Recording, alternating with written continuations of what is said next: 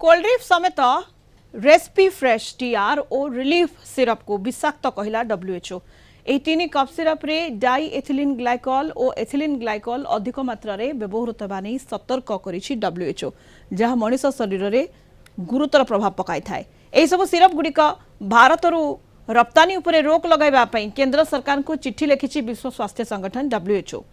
तेबे cold drink syrup seven करी मध्य प्रदेश और राजस्थान रे 20 ऊर्ध्व शिशु मृत्यु होईछि, जहाकु नहीं एक कप सिरप व्यवहार उपरे रहितादेश जारी करने को केंद्र सरकार को कहिछि डब्ल्यूएचओ। गत अगस्त रे ई सिरप सेवन जोगु मध्य प्रदेश पारसिया गाँवर अधिकांश शिशु एककालीन असुस्थ होगा खबर सामना को आसीथिला।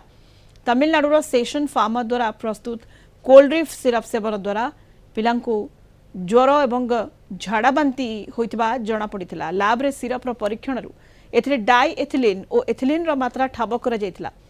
परे चलित अक्टोबर रे कार्यानुष्ठान स्वरूप तमिलनाडु कांचीपुरम रे थिबा सेशन फार्मा कंपनी ओनर को गिरफ्त करा जायतिला।